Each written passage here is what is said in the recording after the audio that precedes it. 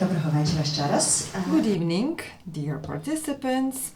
Welcome in the Center for Urban History. This is our last public event this year. Thank you very much for joining us today, especially given such a wonderful opportunity that got us together. We have a pleasure to present the work that has commenced in 2024 in summer in the framework of the second symposium, The Most Documented War Ethics and Practice of International Cooperation. This is an annual event that the Center for Urban History organizes together with their partners, Index, Institute for Documentation of Exchange, Research Center Ukraine for Max Weber Foundation, and also our partners from Vienna. Next year we are going to celebrate the 4th anniversary of this symposium. Besides being a very important platform for meeting and discussions, we want some outcomes, we want some findings that will be the development of this symposium so that you can refer to them later. Just to understand what we reflected on, what words we used when we were talking about our experience, what we call the most documented war. This is the second book. The last book was published last year. And this year we have a pleasure, together with Sasha Dovzhyk, Index Director, the Center for Urban History representative Taras Nazaruk. We worked as editors team on this work, on this book, and today we will publish this book in the presence of the authors of this book, whose voices you can also hear there, not only their voices. We will develop more about that. We will tell you who else you can hear in that book, and also I will make a short announcement. The images that you see behind my back, this is the visual commentary to this book that was made by Anna Zviagintseva, the artist, and you will be able to see this gallery behind our backs if you want to have it, so it's also part of this publication. I have a pleasure to invite my colleagues. I will start with Inha Kozlova, who is sociologist, PhD in sociology, associate professor of sociology, and the head of sociological program at the Ukrainian Catholic University. So she works in different fields, and she's between the international and domestic field, and also she communicates different experience of people who got back from the front line, the experience of IDPs. She communicates this experience in academic field. Sasha Dovzhyk, sitting next to her, the director of Institute for Documentation and Exchange, who is who holds the PhD in English and Comparative Literature from Birkbeck University. So she's also the editor-in-chief of the London Ukrainian Review. She's also working in academic genre, fiction, and she communicates the experience of Ukrainian society worldwide. Terrell Starr, sitting next to me, independent journalist, researcher, communicator, who is into advocacy, who works in different fields, covering the intersection of foreign policy, race, social commentary. He's got his own YouTube channel, Terrell J. Starr Official, and also has a newsletter, Substack. If you want to follow Terrell, please visit those resources. Terrell is very active in Ukraine. He comments on our experience across the world, including the American audience. My name is Natalia Otrishchenko. I'm a sociologist, a researcher in the Center for Urban History. I work on the documentary project, which is called 24th of February 2022, 5 a.m. Testimonies from the War, and a series of other researches. And I'm also working in between different styles, genres, and projects. I'd like to start with the word, the word. So, it's the word that combines a lot. What does it mean to be between? What is between? Between somebody and something. What are the two poles that combine this word? What is the tension? What does it mean to you between, to be between? So let's begin with you, Inga.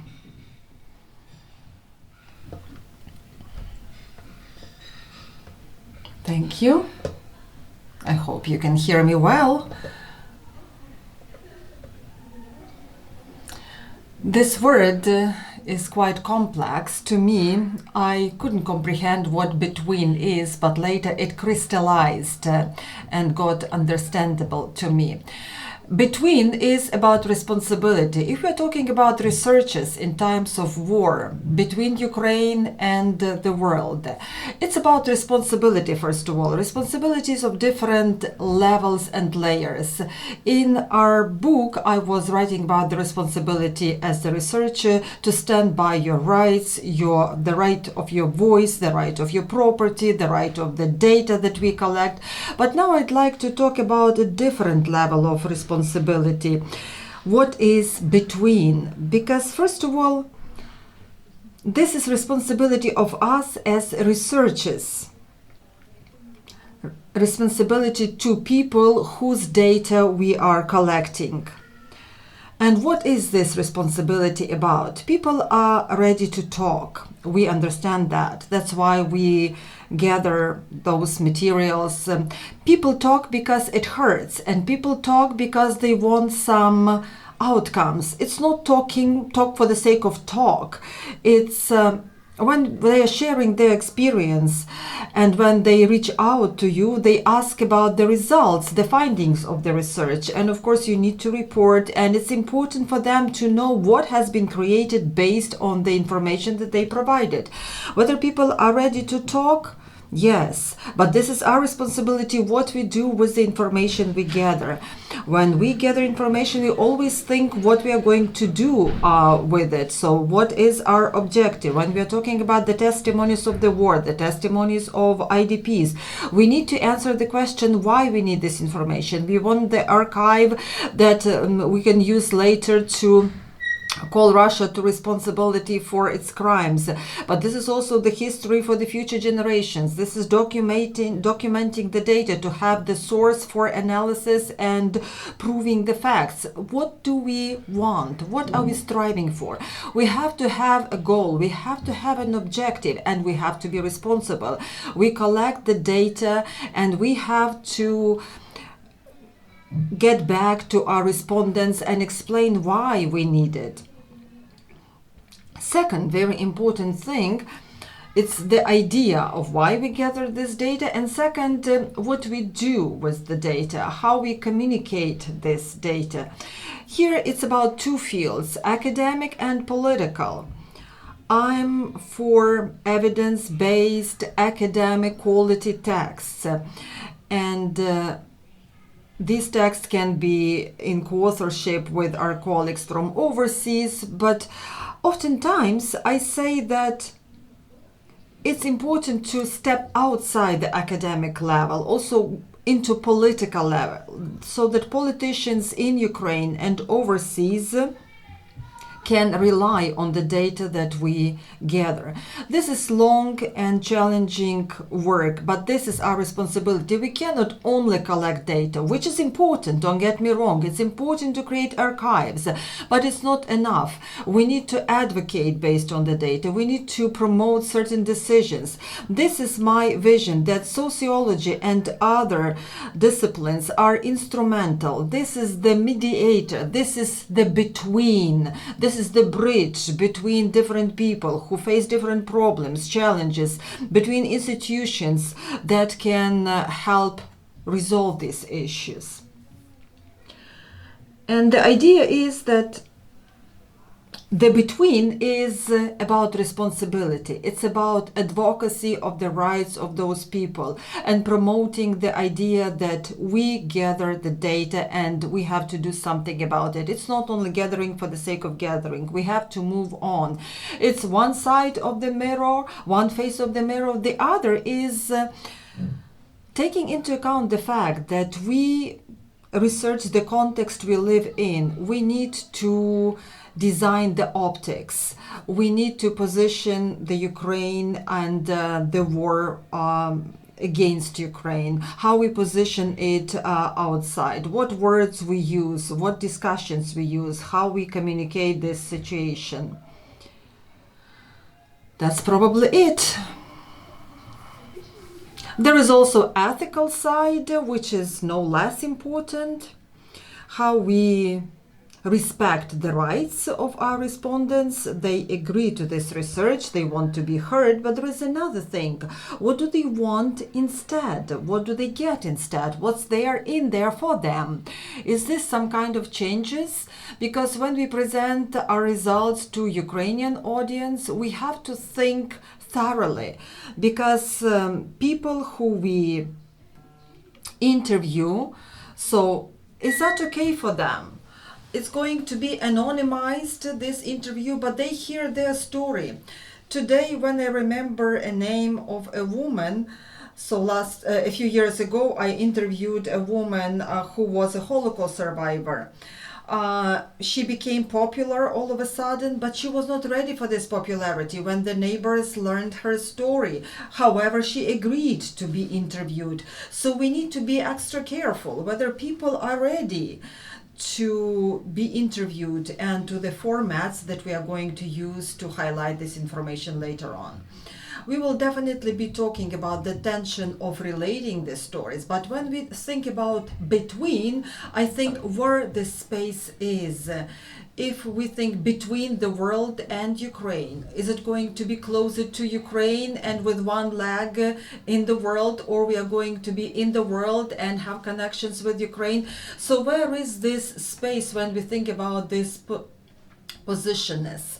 And now I'd like to ask Sasha, what does that mean to you to be between, especially taking into account your biography, your background, your transitions, and the work on your book? How did you try to balance different voices and different positions when we talk about between? Thank you, Natalia. Thank you, Inha. It reflects closely to me when you talk about responsibility. My experience is not the experience of sociologists. I am more of a mediator when it comes to relating the text, relating the story. I am more of a storyteller and the editor, and I document. And this is what I do. When we are talking about experience between, in the introductory word to this book, we used the metaphor of glass. Because those who document, oftentimes they want to have some kind of transparency of glass in their work when they document the testimonies, when they convert the testimony into text, when they convert the text into film, when they are mediators between the cultural and language context, they're mediators of different media. But at the same time, we understand that this transparency of glass also reflects the image of people who look at the glass. And also there is twinkling of light behind the back of the person. There are some stains that cover the object of our observation, to say nothing about the fact that the object can see us through the glass and we cannot hide from it.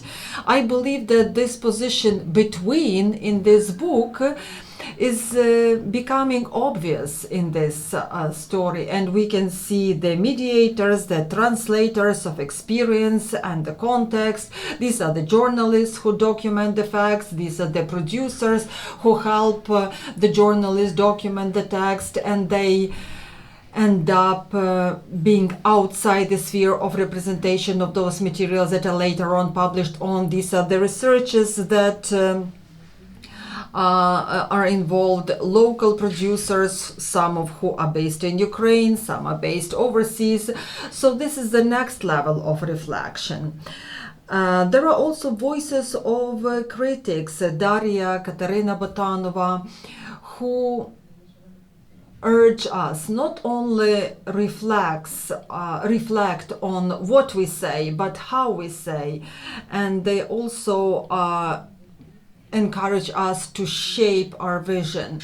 And there is always this tension in this book between those who are inside the war, where the war is being documented, and our colleagues, our partners, our allies from the other side, who have different optics.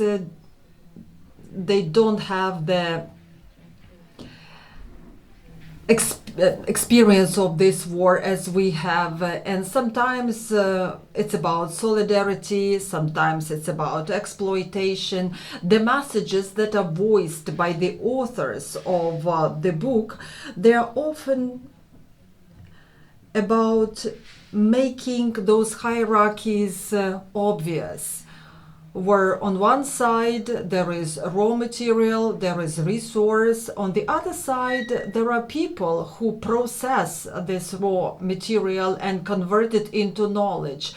It was voiced in Inga's text, who researches academic international interactions. Also, we see this topic emerging times and again in media, and also in context of public sphere, and not only in academic sphere. That's probably it. Thank you, Sasha. Now I'm really looking forward to hear your reflections on what does it mean for you to be in between, and even more, I'm really curious about what Ukraine and what the world stands for in this discussion, because we have probably different visions, both inside and outside of Ukraine, and being a mediator, being in between those various positions, probably has so many tensions which are inherent in this position, but also which are very obvious because we are living inside the war, or we are talking about the war, which is a very loaded topic. So what does it mean for you to be between? Can you repeat the context you want me to? And also what Ukraine is and what the world is in your position of talking between Ukraine and the world. Okay, first, can the translator hear me? Yes, she can. Yes? Is it better? Okay, good. All right. Sasha asked me about what is it like in America, and forgive me for asking the translator to use a bad word, but it's kind of fucked. I'll explain why. People watch my work out of Ukraine because they see a black dude that's from New York and they wonder, why do you care about this country so much? And my work has always been about finding the commonality in our humanity. And I feel like black people and Americans share a lot of things. My goal is to use my work to help anyone who listens to see what those similarities are. And in America, for example, I feel like black people are the defenders of the democracy. However, we're defending our democracy against our own people, against Americans, particularly the majority of white America who doesn't want democracy. And to be clear, there are a majority of people in America don't want democracy. And as someone who works as a journalist, but also as a black American, I have several responsibilities. And I'm going to tell you how that makes sense for Ukraine in the in-between. And that's what the in-between is. I am a citizen of my own country. I come from a history and a legacy, and my profession requires me to defend democracy as a journalist. However, the people who I often report on are my fellow citizens who fight against it, if that makes sense. And how Ukraine fits into this conversation about the in-between is that I feel like Ukrainians are also in the in-between, in your own history, in your own trajectory, in your own fight towards liberation to resist the Russian colonialism, the genocidal violence that is impacting you. And I feel like Ukraine also is the in-between in fact that they are liberators of democracy, and you're fighting a genocidal maniac in Russia, and you are also in between the Europeans who, in my view, don't quite see you as part of their family in many ways. There are a lot of reasons for that, that I feel. But I've always been curious about this in-between, because I feel like a lot of people, sometimes we don't recognize that we're the in-between, because we want to be a part of the dominant culture and the dominant space in so many ways that we don't recognize, but we are in fact the in-between. And I will give you an example of this, which is I make a lot of comparisons between the Maidan that happened in Ukraine in 2014, as well as the Black Lives Matter movement in the United States also later that year, 2014. And I feel like those were two events that were the in-between. And all of it, whereas in America we were fighting white supremacist violence and Ukrainians are fighting Russian genocidal violence. But above all that, we were all dealing with this dominant culture that was telling us how we should live. We may take it for granted, but you all remember that it took years for the Associated Press to recognize that your capital city is named KY, your proper naming versus the Russian one. As simple as that sounds, I feel like we have something in common as far as the Black experience, because we're constantly dealing with white people telling us that they know more about us than we know about ourselves. When in fact, it's the opposite. We know more about them than they know about themselves. And whereas with Russians, you know more about them than you know about themselves, because you have to in order to survive. And so that in-between is a journey that I really use my journalistic storytelling to tell, and I'm looking forward to that going into the new year. And I have more to say, but obviously there'll be more questions, and so I'll end there. Thanks.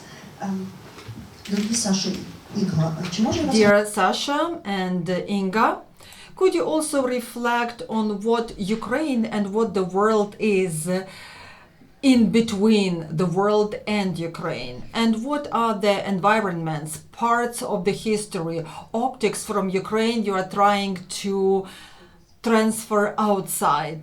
What is the world to you? Is that academia, or is that decision-making sphere that Inga mentioned, or this is the public that we use to work with media? So what is Ukraine and what is the world in this scheme? I believe that today this line between the world and Ukraine is blurred, as is blurred the line that we understand since the beginning of the war. So it's about our mobility, it's about our movement, it's about our understanding the borders, etc., etc. Because lots of people were forced to leave the country, to flee Ukraine. Many of those who lived in Ukraine now live worldwide, and many of those who lived elsewhere decided to come back, myself including. I came back to document and to experience this historic process. For me, it was very important. I did not want to observe the war from the outside, from London. I wanted to be here. I wanted to be in Ukraine, and I wanted to have a better divided experience with, or shared rather, not divided, shared experience with my community. This is the optics that is part of our book. I believe that we talk about that. We talk about the experience of physical movement and physical displacement, but this is also the experience that I work with outside this book. I am the director of Index. This is the Institute for Documenting and Exchange. We document the war experience, but we do it in the international intellectual interaction. We encourage researchers, artists to come and visit us, to be with us in Lviv during the lengthy period of time. Not 2 weeks. I'm not talking about 2 weeks. I'm talking about 3 months. And that will allow them. We have a guest. So that will allow them to have a better understanding of what it is to be between Ukraine and the world. And I believe that those guests being here will get much better way of interacting with our context, and they will be more sensitive when it comes to sharing our stories, relating our stories, and they will be amplifiers of our voices when they go back home and share the stories with the world. The big question is, who are we in this story? How do we try to identify what's shared, what stories are ours and what are not? Inga? I'm great to Index for having this option, so that you give the researchers from outside an opportunity to take a look what is life inside Ukraine. So when we share the stories in the world, so this is one thing. But when people from other countries come to Ukraine and experience this story, so it's totally different thing. So back to your question, what is Ukraine and what is the world? My answer is probably chaotic, but very simple. When we're talking about Ukraine, I'm talking about the context of academic and political institutions. These are the two poles or the two spheres where we can communicate what's happening to us. But academic sphere, it's where we can share our knowledge. It's a very favorable environment where we design and generate our ideas. But the tested or cherished data has to work on, and it relates both to Ukrainian and foreign institutions. When we share our experience of this war in other countries, when we share it with the academia, it's very important. It's important for advocacy. It's important to tell the story from the first source, but academia is not always decision maker. So I believe ideally it would be to reach out the political establishments, institutions that are decision makers, who support us, who understand us. So for me, so these are the two institutions, academia and political, that maybe we will also continue the world about this metaphor of glass through which we are trying to reach others or others see us, and also what is coming through the glass. So now from between into through. So I'm really curious to learn about the stories that we are trying to pass in our attempt to advocate, to navigate, to be a mediator. So what stories are you trying to tell about Ukraine to the world, to your audience? What stories your audience is expected to hear? And maybe what is the tension between those two? Something that you would like to tell the others and the others are looking or not looking forward to hear?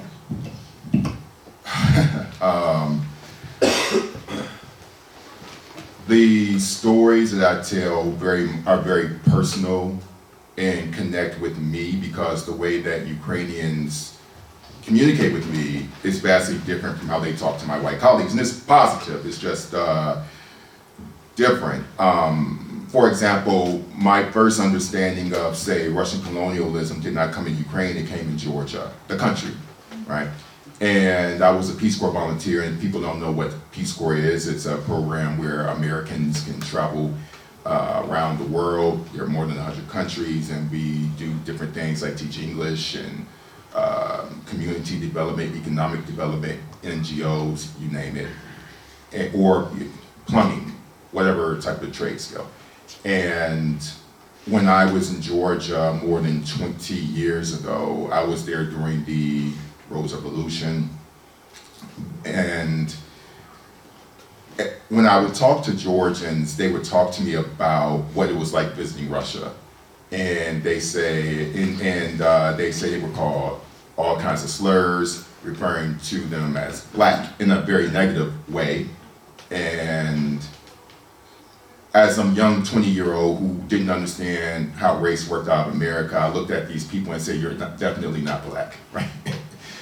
But obviously, within this regional cultural context and use of the Russian language, we understand that with Caucasians, they're clearly, under Russian language, clearly viewed as, black, and many times in pejorative terms that we all know. And so it's not something that I even personally pursued. It's just people felt that they could share their own personal stories with me because they felt that I would understand. And consequently, that is how my journalism and my storytelling around Ukraine, for example, has been shaped. It's been more about people coming to me and talking to me about their experiences, and not just from a, we're Ukrainians, this Ukrainian, that. It felt like I was talking to someone who was like a distant cousin or something like that, if it makes sense. And my job as a storyteller is to get beyond my own stereotypes of what I understood about race, for example, and really appreciate what these people were telling me. Right? That's the number one thing. So the number one skill as a storyteller is to deconstruct your own biases of what you think you know.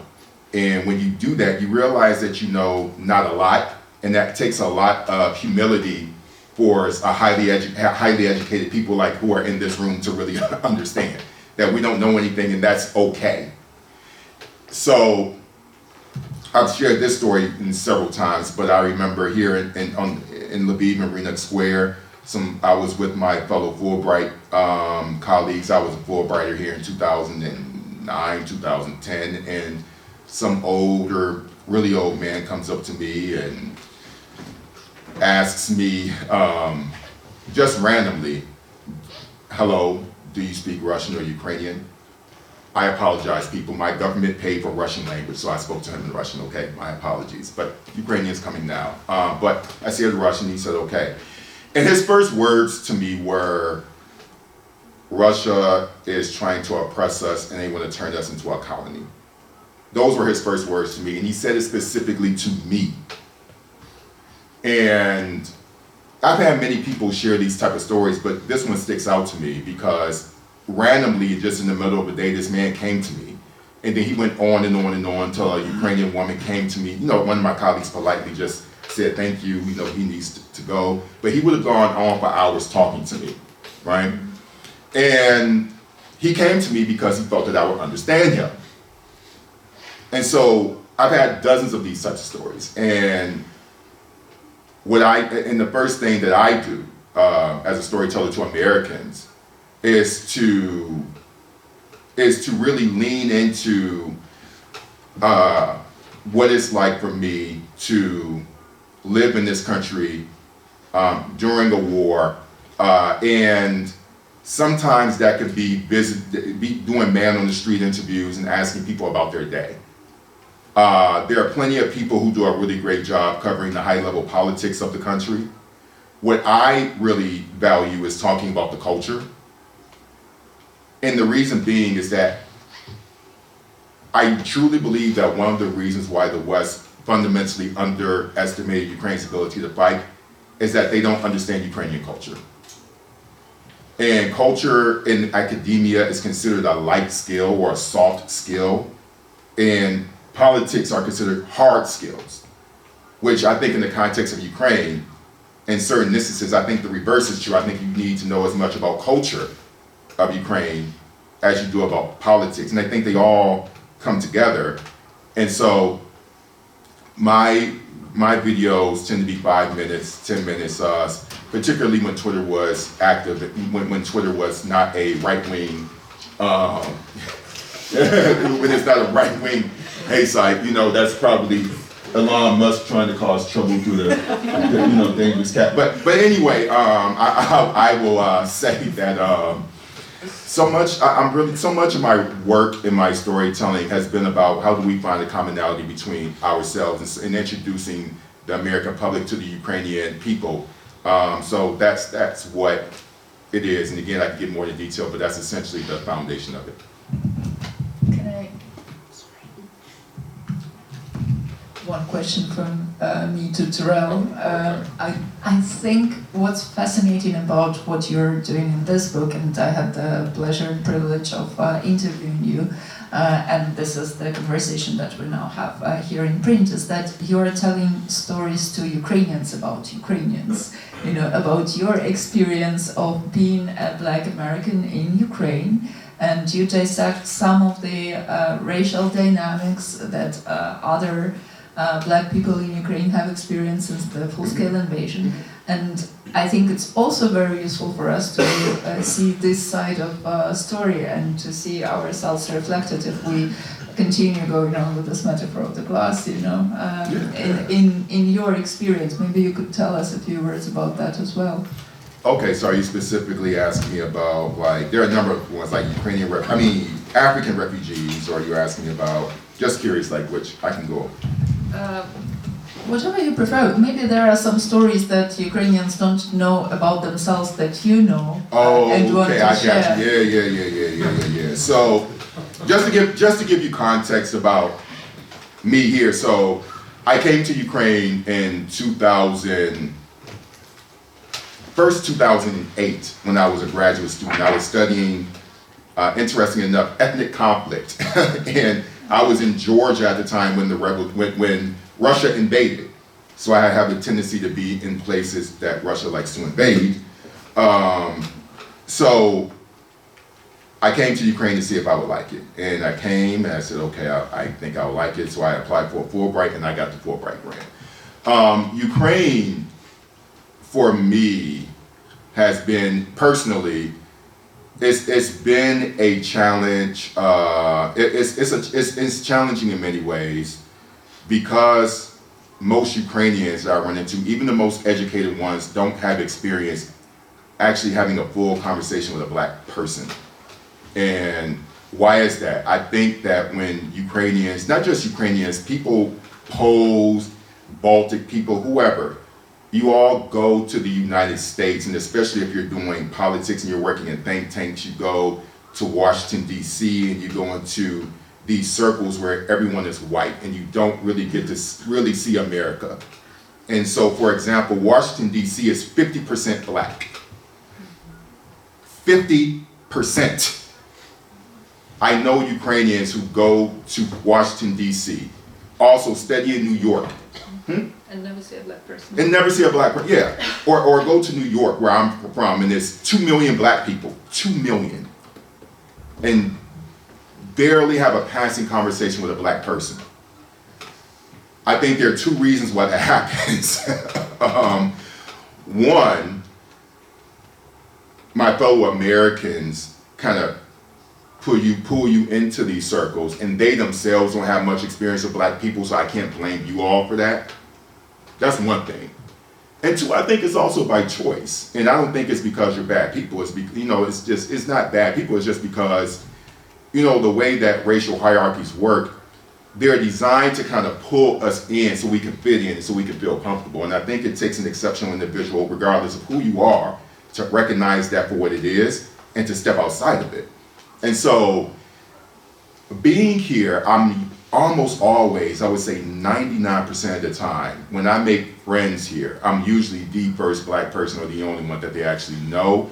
and here is because it's the failure of our education system in America. So, for example, I'm the only black person to graduate from my graduate studies program with a degree in Slavic studies. The only one. And that's not because of Ukrainians, that's because American foreign policy had unwritten rules that black people are not supposed to decide how the world ought to be and how it ought to exist. That's American racism. That's primarily to blame. And so when we enter these spaces, when I talk to Ukrainians about America, and I talk to them about how racism works and why, for example, so many people voted for Donald Trump, they say, I never thought that this would be real. And I said, because many of the people who come here and they work as, visiting professors, and they talk to you about American democracy, they don't share the stories that I have about my grandmother who had to pay a tax to vote. They don't have these people in their families. And then also, they don't know what it's like to be racially profiled. Ironically, Ukrainians, because of ICE, have that understanding now in America. They had this view of the Republican Party as the party of Reagan without realizing that that party is dead. And that ultimately, the racism that targets me can inevitably impact you all. And so these are new dialogues. And so for me, I'm constantly telling Ukrainians, re-educating Ukrainians about what America is. And finally, I'll close with this. I feel like as an American, I'm really proud of my country, and I'm in many ways disappointed that even under Joe Biden, we didn't do more for you. And I say this as somebody who has been a guest to the White House to speak about Ukraine. So I can tell you personally. But closing out with this, in talking about democracy, I think Ukrainians should be proud. And I'll say this because I feel like Ukrainians they care about democracy collectively more than we do. And I know that's strange to believe, but everyone points to 1991 as Ukraine finally making its attempts to pursue democracy. And the Americans, we come in talking about the Ukrainians need to pursue democracy this and democracy that. But in reality, in my own country, my people, black people, did not have full rights until 1970. So we've only existed as full citizens, as we know today, for 55 years. And anyone in my family, my aunties, anyone who's older than 50 will tell you that they never felt like they were in a full democracy. Yet people come wagging their fingers at you all, talking about the democracy that we never truly had. So much of this is telling Ukrainians that the kind of like whiteness and this arrogance, that same whiteness and arrogance that pokes its finger at you is something that we've always been dealing with, and it's reflected in the foreign policy towards you. And so some of the things that you're seeing is a direct reflect of our policymakers from a cultural perspective, not fully respecting who you are in your full humanity. And many people, I would be more than happy to debate the people who would disagree, particularly in the academia field in America. But as somebody who's lived under whiteness and white supremacy for all my life, and my peoples for hundreds of years, the same type of arrogance that's directed towards us, it reflects in the way that our policy views you, and from a European perspective, it's not that much different. Yeah, so. So many stories. Yeah. So many stories to learn from, to unpack for ourselves, and also to learn about each other, also through the glasses of others. So it's important, I think, to step into these different perspectives. And, well, теж питання до вас. Now, I have a question for you, Sasha and Inga, about the stories. what we are trying to relate in between this baggage, the baggage of words and experience that go through this glass, and some stay behind the glass. What exactly do we want to share? What stories resonate? What stories we want people to hear? Are there any other stories that we want to leave behind the glass so that the world doesn't see them? Maybe we are not capable of seeing them ourselves. So what do we carry through the glass? And what is left behind? That's quite a question. I will explain why. Sometimes the stories that we share here and abroad, it's about political decisions, and this is the problem. I am for telling all sorts of stories, all sorts of experience that we collect, because it's the range of stories. We always are very careful when we are selecting our respondents. There are certain criteria. We want to have diversified sample. We want different people to be present in our research. And why it's important to share all stories? Because they are all different. We always say that we were attacked, we are trying to defend, the situation is not okay, and we are used to talking about our position as the position of the victim. But in this position of the victim, we should not forget that we are the agents, that a lot of respondents are fighting for their new life in the new conditions, at the new place, what they do when they move, what they do when they lose their home, when they are demobilized after serving in the army for a few years, after seeing all those atrocities. I believe that we have different, very different stories in each collection. Some stories are victimized. It's about people who suffered. We all suffered in different ways.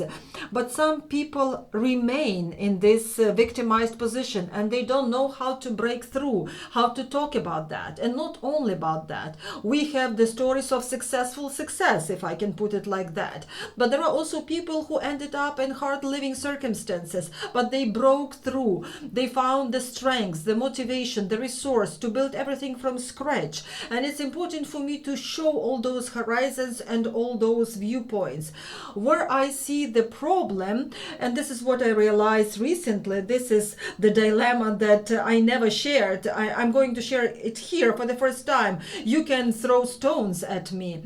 So a few years ago, when I was presenting the translation of one of the books, one sociologist told me that we cannot publish some sociological research because we don't have the right to do so.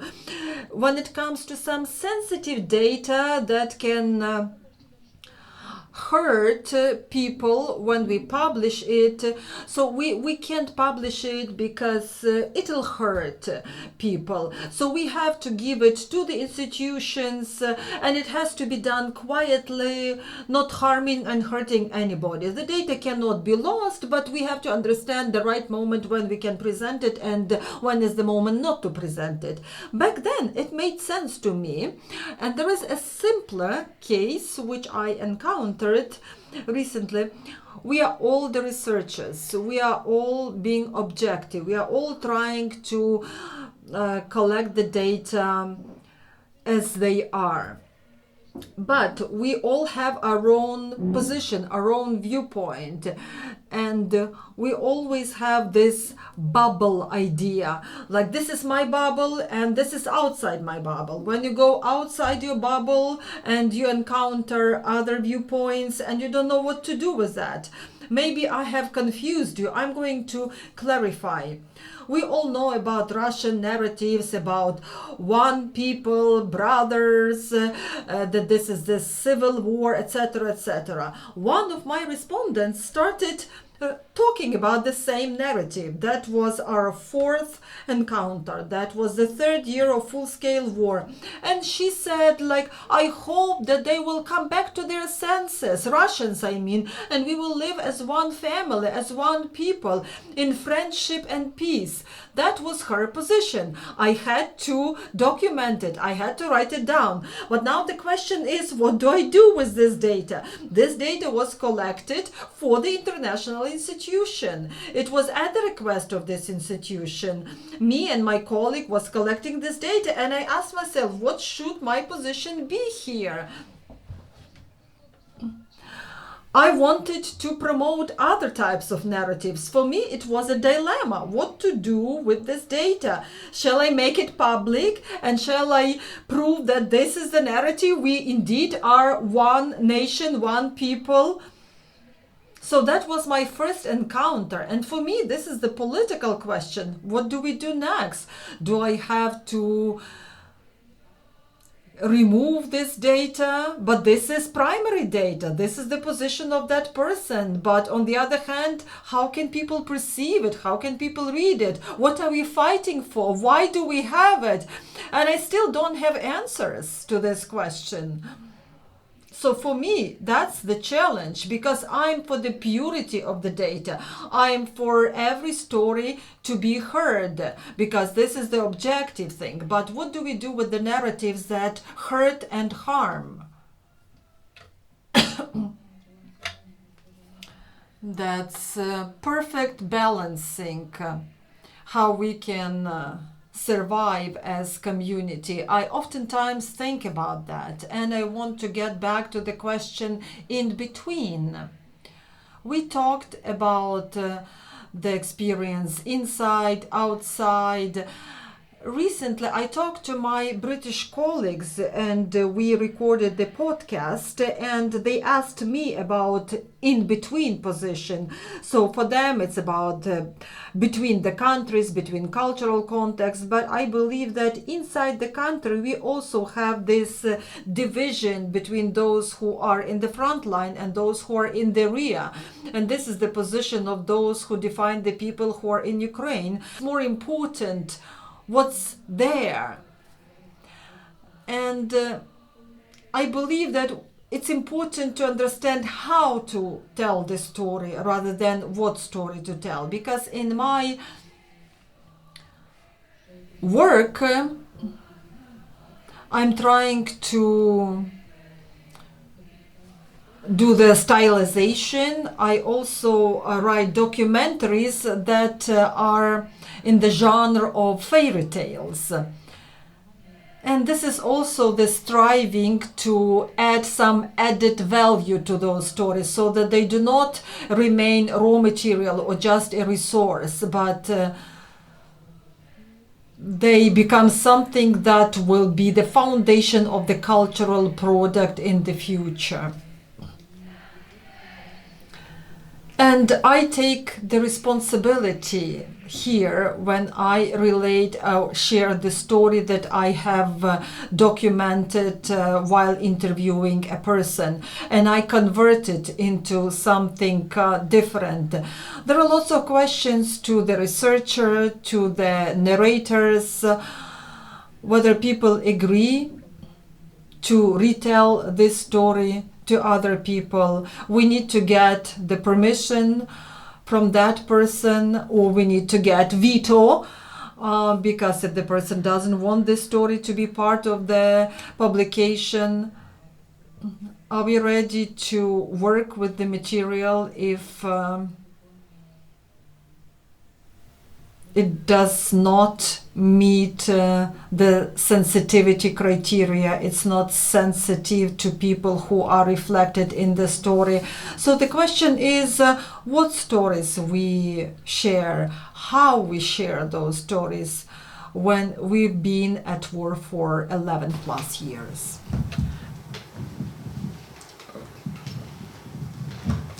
I can relate to this conversation you had because I think there are two things. One, I can relate to these stories. One, because Ukrainians have shared a lot with me about these dialogues. I've had it with a lot of Ukrainians, and sometimes I feel a lot of times I don't share it publicly because, you know, as I'm not a Ukrainian, sometimes there are certain things I don't believe it's my place to share. But I also, I've wrestled with that myself, and there are a lot of things I don't share because I feel like there's so much cultural context that I don't have the capacity to fully or responsibly share it at times. But also let's talk about the method of the debate of whether to share it or not.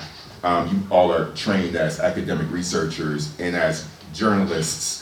At least being a journalist trained in America, we have different standards of what we share or what we don't share, just vastly different. In fact, in our graduate schools, for example, the Department of Journalism is the only department that doesn't have to go through a special, we don't have to go through the special permissions section of our research institutions in order to conduct interviews. For example, you all have local media here. If I'm having to do a breaking news story that has to air at 6 o'clock, I can't go to some review board and say, can I talk to this person? You know, it's just the nature of our profession is vastly different. But when it comes down to this conversation about, you know, kind of wrestling with this Russian narrative, I think it's important for you all to know, and if it helps, that people who have been occupied, who've been brutalized, we all deal with that, all of us. If you're dealing with this, if you're always in this battle of resistance, the main thing that the occupier does to destroy your human dignity is to get into your mind, right? So, for example, I've had many Ukrainians, many of them, tell me personally, and again, I apologize for saying this, I'm just literally telling you what my Ukrainian friends and people have told me directly, is that they say Russian colonialism has impacted so many of us that it took them brutalizing us to understand that they hate us. Many people told me that. I also remember going to Zaporizhia, and I was there just to visit, and I posted on my story that, you know, these places around Zaporizhia, and the Zaporizhia Tourism Center, yes, there's a Zaporizhia Tourism Center that's active now. They said, hey, we see that you're in town. Why don't you come to the center and we'll show you around our wonderful city. So I said, okay. And I go in with my selfie stick, and these people are saying, hello, how are you, blah, blah, blah, blah. And they said, why don't you come and look at our walls? Do you see these walls? It's all Ukrainian art. And before 2014, it was with these fucking Russians. And I mean, he was literally speaking to me this way. It's like all on camera. You know, these brute Russians are, you know, they try to pump our brains with their art and their literature, but this is our art and this is our literature. Don't you like it? And just right. So he, you know, and he went on to say, we spoke Russian before 2014, and I don't understand why people dare to speak Russian right now, but they're still speaking. But see, that's our mind, and you know, we have to get this Russian stuff out of our mind. He's telling me this, okay? and so, to address this question, we tell these stories all the time, and I share them because, for one, I'm confident that I can responsibly share this, because I'm one of those people who also frankly advocates for Ukraine, and there's this tension in you that you don't want to put out information, regardless of how true it is, that will sow division or that will feed Russian disinformation. I get it. And I'm not necessarily saying that's exactly what you think, but like I know that's a potential tension that you see. But also culturally, you know, as a black person, we have something in the black community called, you know, let's keep this in-house. With us, you know, this is black people's business, and we don't need white people all up in our stuff, you know, and you know, and so culturally, I understand that tension, even though, you know, different people, different history, different circumstances, but it's the same tension that we deal with because we're dealing with an oppressor too, and we're all trying to get the oppressor's crap out of our minds, you know. We have all kinds of stuff in the black community, you know, don't be a sellout, don't be all this stuff. And so I think part of what our role is as people who are Americans and foreigners, we need to steep ourselves as much as possible and immerse ourselves into the Ukrainian culture, Ukrainian people, and understand what they say and let them instruct us on what to tell. And that's really all I do. And just as I would want you all, if you're in America, you're reporting on, I don't know, Black Lives Matter, whatever the case may be, the respect and the dignity and just listening to the people there, I think I would want that same type of reportage and care and consideration. And I think that we all have the capacity to do that. So I'm just wanted to share that tension that you feel is something that I think a lot of people who've dealt with depression are struggling with. And I think it's okay to acknowledge it. I think the problem is when we don't deal with it and when we don't, and because I think that it's pain, just because something is painful, doesn't mean we shouldn't talk about it, and we have to trust our communities that we can handle the information. That's the perfect note, actually. Yeah, so lots of work to do. Yeah. Я думаю, що зараз ми завернемо цю нашу. I believe that we are going to wrap up, and I'd like to ask you to comment, to share your experience, ask questions. But before we do that, I'd like to say a few words. We're talking about the most documented war symposium and about the materials that we are trying to collect, document, write down. And what Inha mentioned is this is the importance of use the diversified method of collecting the material, because we have to hear every voice. We are educated people, we work for certain institutions, we have certain ideological ideas and convictions, but it's important to be open and it's important to be responsible when you work with history. I invite you to visit our page, index page, Max Weber Center, and this center's webpage, and learn more about this symposium that is going to be dedicated to tension, the polyphony of histories and stories that are based on those sources. And I hope that we only half opened this box, but now you can open it wide and look inside. What's inside? What are the stories that each of us is trying to create, to pass on? What principles we use when we pass this story on? Who do we pass it on? The symposium is going to be held next year in early June. You're very welcome to join. And another thing I wanted to say is to talk about the book. We have authors here who were involved in different aspects. Sasha Dovzhyk, she was the co-editor together with myself and Nazaruk. She was also the interviewer in some roles, because this book has a series of interviews, and one of the narrators of Sasha's interview was Terrell. Inga wrote the essay that was first presented in Ruta conference in 2024, if I'm not mistaken.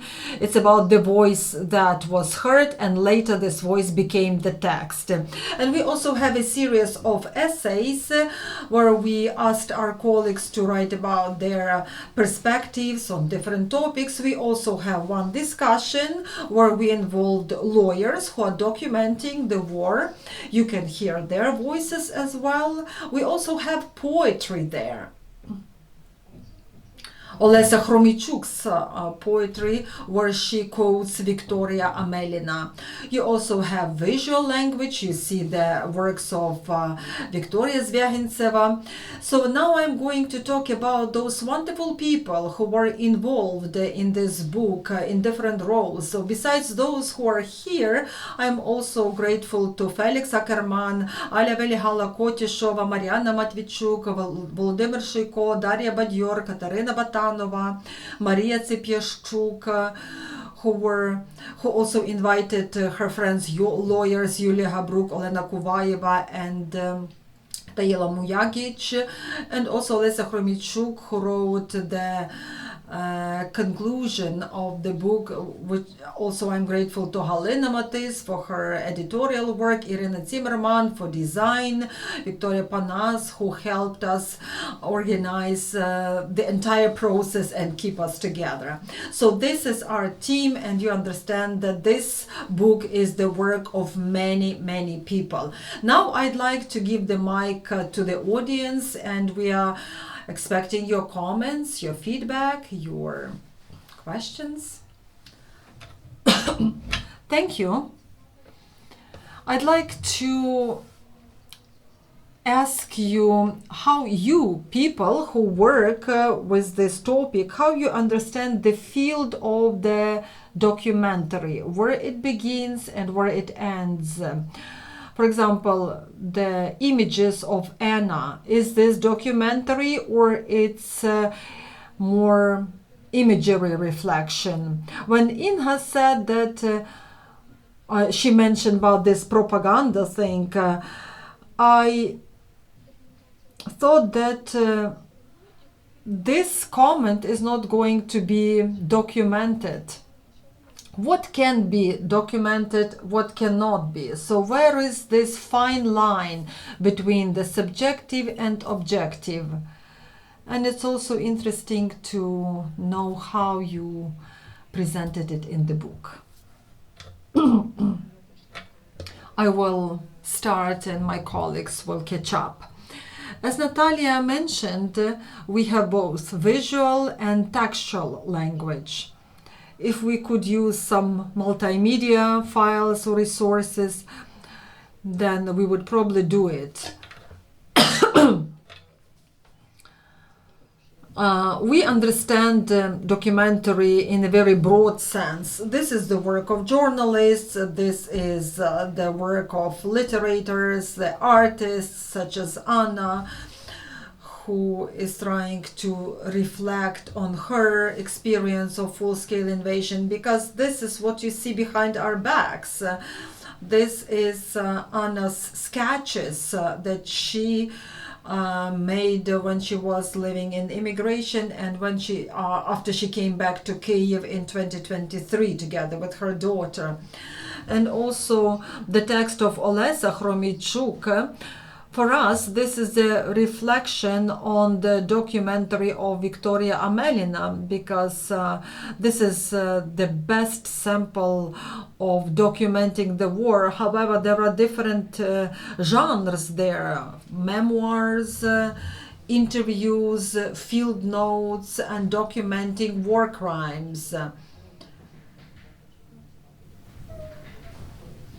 And also there is documentary poetry. So this is poetic word that reflects on the events of Ukraine. And this book also has academic techniques of documenting the war. Inha talked about that. Felix Ackerman talks about that. Also we document in the legal field. This is the talk between the lawyers that Natalia had mentioned. So the sphere of documenting is interpreted in a very broad sense. Sasha? Any testimony is documenting the experience. But we are very well aware that we need to differentiate here. When you write down the story, just the way you heard it from people, this is one thing. When you leave them in this pure state, so this becomes the archive of the interview. The other thing is when you, for example, use this material and you write some analytics, you interpret the data that you have collected. It's a different genre. We collect this information and later we interpret it. We try to use different models based on the information we received. This is multi-genre work, and each of us has different perspectives. I'm not neutral. I'm far from neutral. I also have some capacity, and I look at the reality through optics. But what we create, it's different. So we have interviews, we have talks with the witnesses, eyewitnesses. What is reality to us? We can have ontological discussion, but when it comes to outside or inside experience, so this is the document that we have, and we have to emphasize on the word document. The document can be different, could be text, could be image, could be audio recording, could be video recording, and we need to remember about the medium which is between us and the reality, and this medium is a message, as Mark Ewan said, and I believe that you need to take into account the specifics of you as the observer, your medium, and what type of reality you are trying to document using this medium.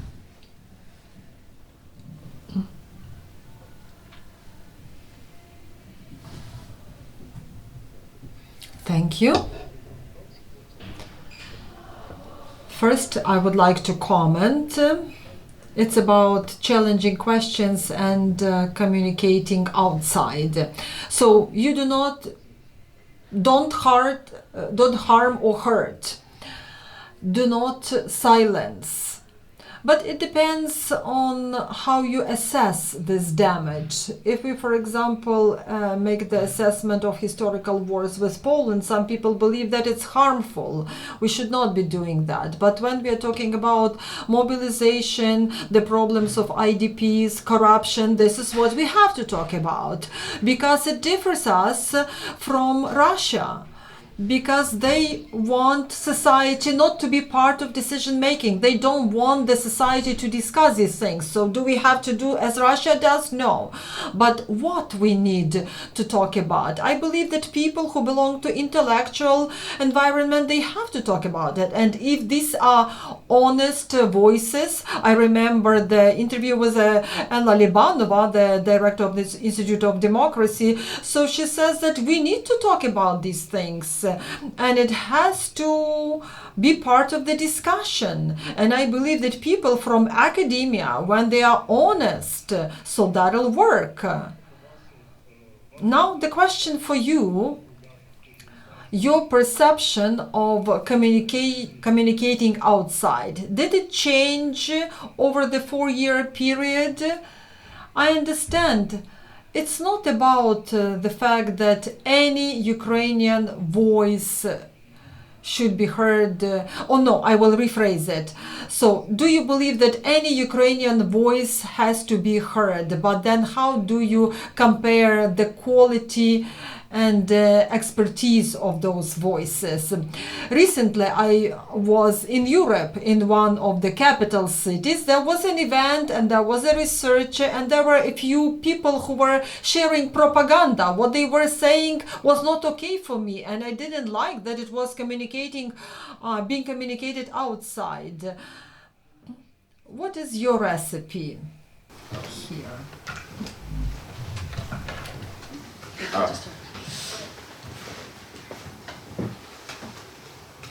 As a journalist, it's my responsibility to ensure that I do not spread lies. As someone who has graduate study training in journalism professionally, for example, my first job was with the National Public Radio, which is one of the most renowned journalism organizations in the world. I also have academic training as well. So I have the two. So I understand the conversation that academia has and journalism has. So anytime I'm interviewing someone, for example, and keep in mind, I'm doing interviews live often, millions of people are watching. If I hear someone saying something that is not true, I have to challenge it. For example, ignorance racism, sexism, it's not a difference of opinion. It's racism, it's sexism, it's disinformation. And we need to call it that. And part of our expertise is to call out what is not true. And if we're not comfortable doing that, then we need to reconsider our positions.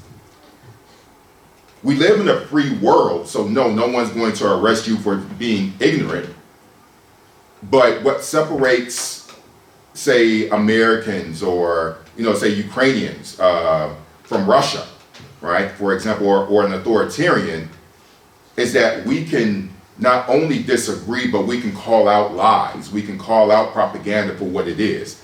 That is what our responsibilities are in a free society. One of the challenges that we have in America, and why your question resonates with me so much, is that in America we have an ongoing war. Well, let me be very blunt about this. Donald Trump, who I refuse to call my president, has an ongoing war against knowledge.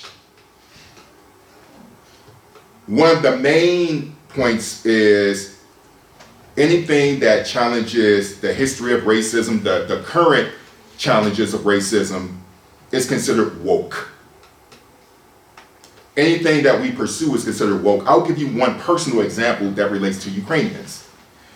I had a Fulbright grant that I was at the final stage of getting this year. And the project was aimed at fighting Russian disinformation towards Ukrainians in Germany. If you read the New York Times and you search New York Times Fulbright, you will find that Trump canceled thousands upon thousands of these grants because they were considered too woke. They were considered quote unquote DEI, which is a slur for a very real initiative for diversity, inclusion, and equity. And what's happening, for example, with our social media platforms like Twitter, et cetera, is that disinformation and right-wing extremism is allowed to flourish. And this permeates the minds of all kinds of people. People don't have to go to school anymore, right? All the people on this panel, we spent years studying what we study. I come to Ukraine and I live here. But there are so many people on social media who don't know, quite frankly, they don't know jack shit, but they're considered experts. Those people don't have the same weighted value in their thoughts as we do. They just don't. And we don't need to be polite about that. And if you want to be in these positions and make statements, you need to do the learning and the education that we have. It is perfectly okay to say that and to stand 10 toes down on that and stop allowing charlatans of intellect to do the work that we want to do. But the reason why disinformation spreads so easily, because it's very easy to not be reflective and say, we have work to do. It's very easy to spread a lie than to do the work that we do in order to seek the truth. And so it is our responsibility to be the defenders of that democracy, because ultimately in our country, and I'll close with this, is that, and I'll end with this, when Donald Trump won in 2016, the Times went to the state of Louisiana to talk to his supporters about Russian involvement in Russian disinformation, because Russian disinformation hit a lot of Americans, particularly white Americans, because if we want to be honest, a lot of white Americans and Russians think alike. There are a lot of similarities between them. And at the end of this article, the quote from one MAGA supporter was, "So what if Russia interfered in our election? So long as he got rid, as long as it helped to defeat Hillary Clinton, then I'm okay with it." But these people were pelted with lies after lies. As a journalist, when I was covering this election, or covering the 2016 election, I was traveling around the country talking with people, and you would not believe these individuals who are spreading lies about things like the Civil War hundreds of years ago. Many Americans are still have their brains in this screwed up mindset that about the Civil War, but it was just one lie after the other, after the other, and after the other, and I would constantly challenge them. And it was tiring and it's very exhausting, but it's what we have to do. But I just want to reiterate that in a free society, it's okay to understand and hear what people say, but quite frankly, we know what a lot of people are thinking. We've heard the lies before. It's our responsibility to always challenge them and let them know that they do not have a place in a society where we're constantly trying to give people as much valid information as possible. It's always okay to fight and resist that. Because at the end of the day, they're not going to be arrested. They're just going to have their feelings hurt because someone told them that they were wrong. Hope that helps. Можливо, дуже коротко додам. I will be very brief. I believe in simple words. And I think that what good science can offer is the words that explain things and the words that have substance behind. We can come up with beautiful explanations of reality, blah, blah, blah. But sometimes these words have nothing to do with reality. And our responsibility is to have this ties between reality and the truth. Sarah Ahmad, the philosopher, is very close to me. She says that she loves the theory if it is close to your skin. We have to remember about the skin that the theories touch. And we have to understand what are some of the consequences of different theories, especially where those theories were not created. You need to get back the ties between the theory and the reality. For me, it's also the understanding that words can do a lot. They can explain a lot and they can impact a lot. That's why we can use simple words to do a lot of work. Using simple words, you can explain complicated things and you can communicate. And yes, I agree that we need to have some resources in order to be involved in the dialogue. Lots of people are talking about the expertise crisis or expertise death. We used to have the history death, the expertise death, but I believe that expertise transforms. We live in a world where our voices are drowned in social media. We are not effective in TikTok. We are just submerged in different forms of explaining the reality. That's why our strength is the connection with reality. We can also discuss what reality is here, but this is our strength. I will add from the journalist viewpoint, I have experience working as a fixer in 2022 with different journalists who came to Ukraine for the first time. They were here to talk about our war. And the things that we had to explain back in 2022, we should not explain today. And the privilege that we don't need to explain these things, this is thanks to our armed forces. And our resilience drew the attention of the entire world. What I think about is that speaking about complicated things in simple words. Some people think that it's too boring to talk about same things for past 4 years. Sometimes we can't even bear hearing our voices talking about same things. But when Alexandra Matvichuk said that she can't hear what she is saying anymore because she keeps repeating same things about the right of Ukraine for existence.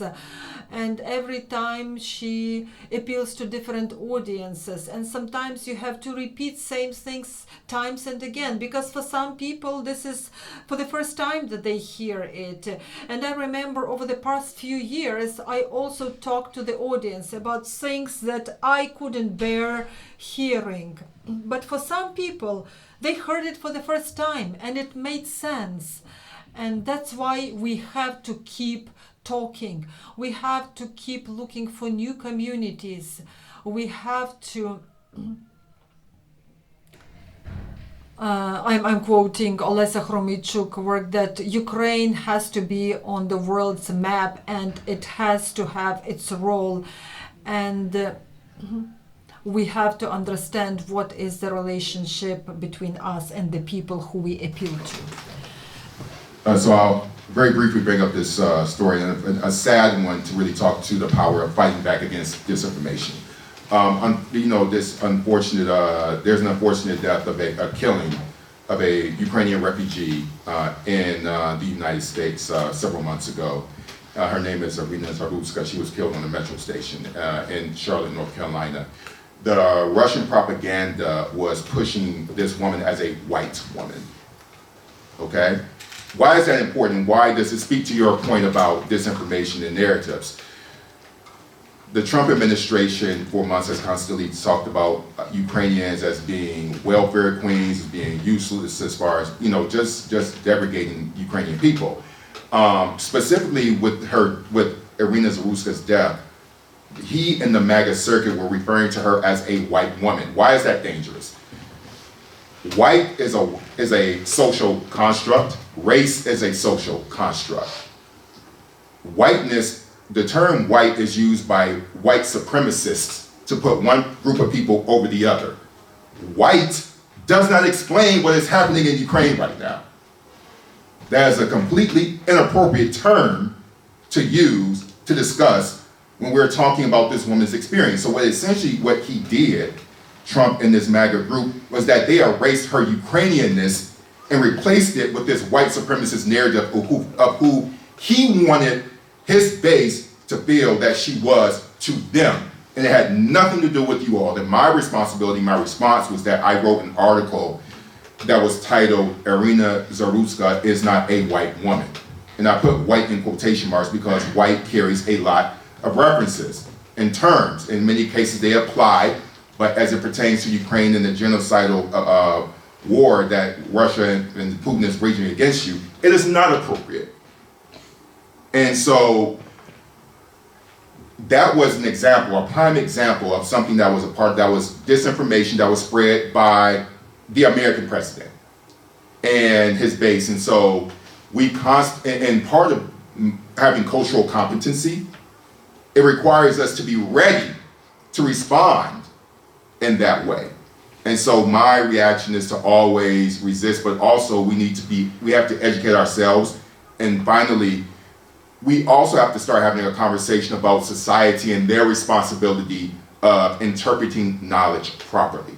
It's not just on us. A free society not only requires experts, it requires an audience, it requires a populace that does the work to ensure that they themselves are not fooled either.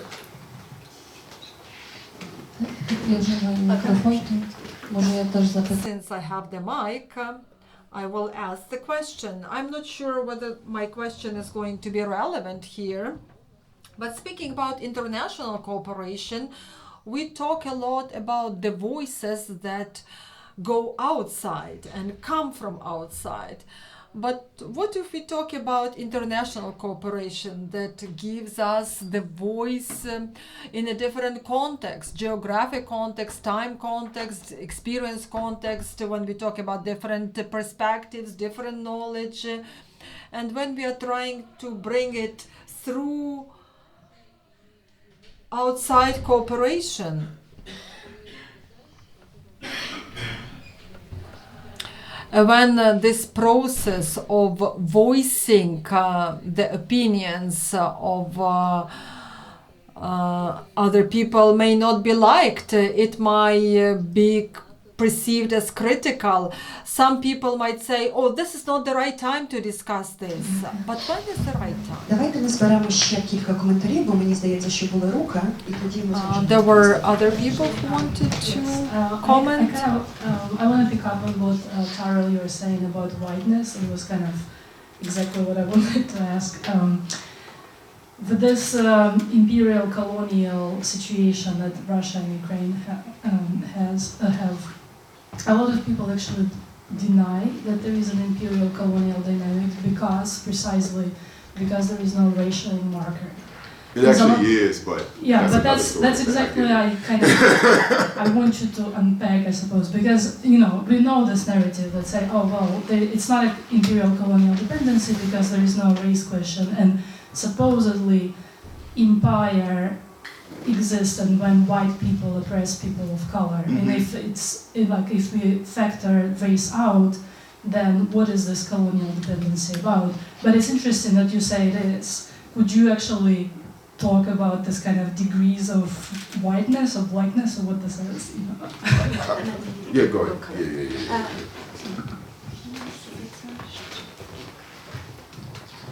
Yeah. Sure.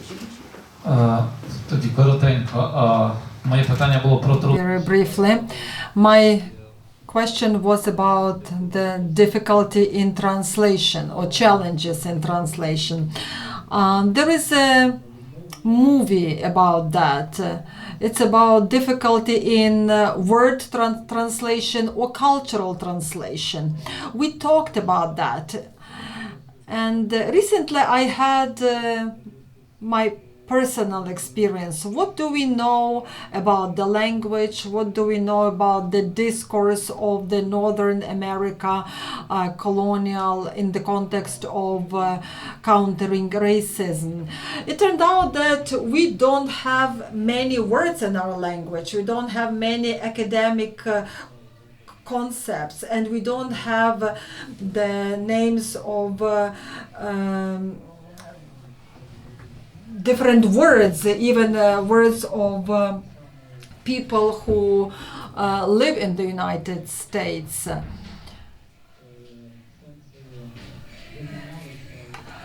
I believe that sometimes we need to repeat certain things again and again.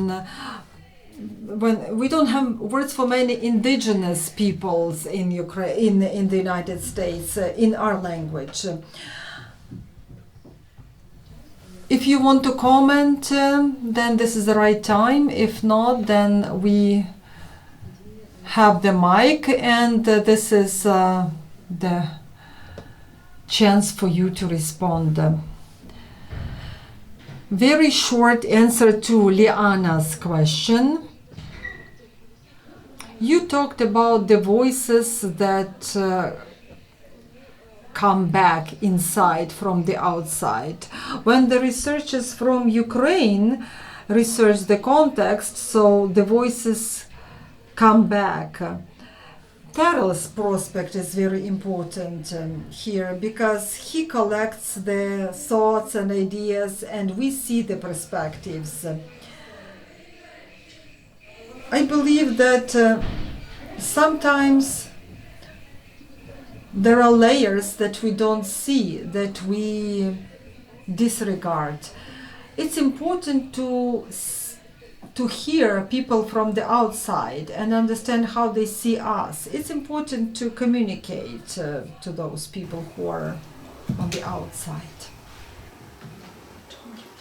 Yeah, sure.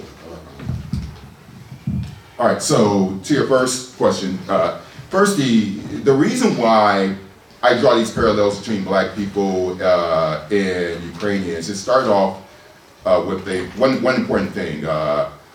I spent most of my career in Black-run or Black-owned media, so as a political reporter.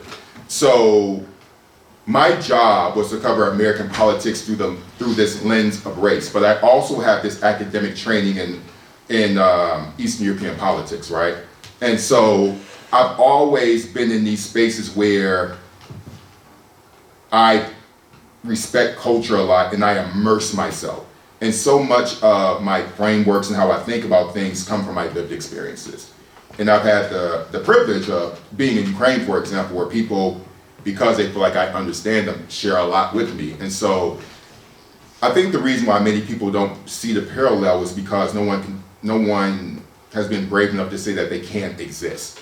And more specifically, when the war started, you'll be surprised at the number of people who ask me questions like, aren't these Ukrainians and Russians, they all white people, don't they all get along?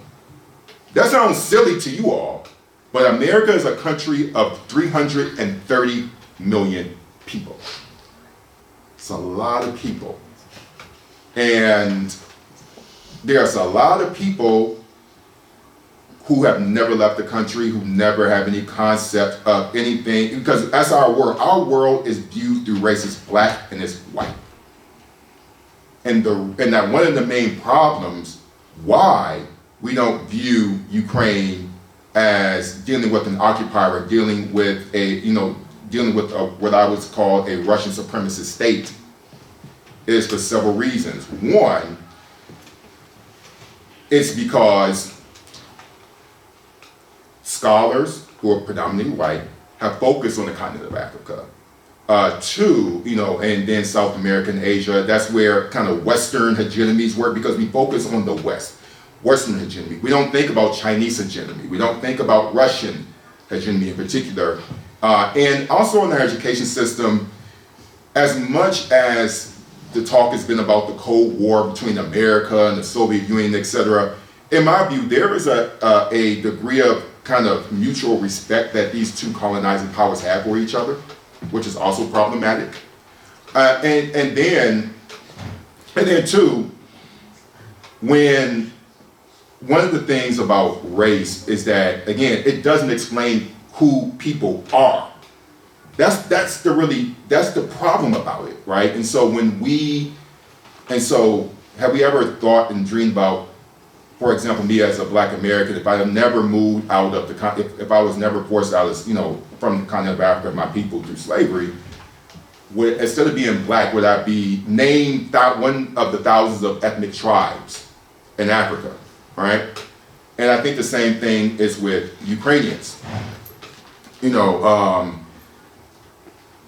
Early on, I remember about 20 some years ago, I've had this conversation about colonialism, and you can tell me if I'm wrong, but I feel like the conversation about colonialism, a lot of Ukrainians, a lot of people like in Georgia, etc., were resistant to considering themselves colonized.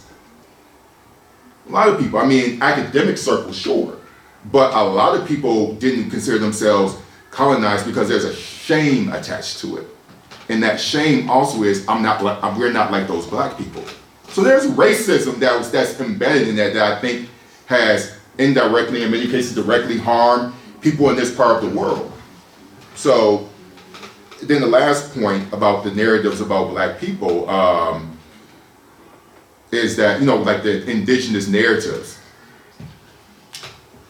We were at we had a RUTA conference. I don't know the acronym, how you spell it out, but we had a conference. I was at a conference this summer where it's a collection of scholars from the countries that occupied what we knew as the former, as the Soviet Union, and across Central and Eastern Europe. And that may be the top space where people who experienced the Soviet Union are actually positioned as experts on it, because much of the narrative about Russian colonialism is done through white men in the West for mass audience and mass production. And one of the reasons why we don't get these narratives out of these respective countries, particularly America, is because they tell the truth. The reason why you don't hear these narratives, you're not supposed to hear them. In our own country, as I told you, we have book bans. People like Toni Morrison, The Bluest Eye, a number of stories that talk about the black experience are banned in certain states, namely Florida. So if America, which is supposed to be the most democratic and one of the free nations on earth, suppresses intellectual thought and narratives and stories, how are you going to get them? I told you I said 2009, I'm the first black person, the only black person to graduate with a degree in Slavic studies and European politics. And so there's so much suppression of indigenous voices in the West that just for us to be in a position, or even me, to be in this position where we could talk about how we can frame our narratives together and make something work, that doesn't work for the oppressor. The oppressor doesn't, our oppressive systems don't want me in this room. Just like Russian oppression. And until we start realizing that the West has its own issues with colonialism and supremacy, and start comparing them to Russia, as quite frankly we should, then we can't really expand and have these conversations so that you can gain this knowledge that you definitely need. And it's very clear to me that you're eager to hear, but it's because oppressive systems don't want us there, and it's our duty to first start off by acknowledging that as a truth, and then we can move forward to ensure that more indigenous narratives, like the ones you want to hear, can actually be inside the books so you can start learning for yourself.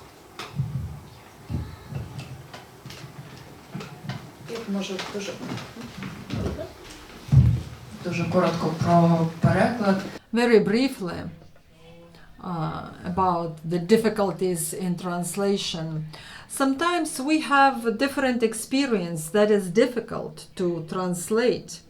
I can probably divide them into two categories of experience. Some experience can be read and they are about the existential choice, and our interlocutors from other countries probably did not come across this experience. I'm now thinking about Yevhen Shubalov, who was in the ranks of the armed forces. He was in captivity. Later he was exchanged, and he's talking about his war experience, about his existential choices, about fighting for freedom, about fighting for the statehood.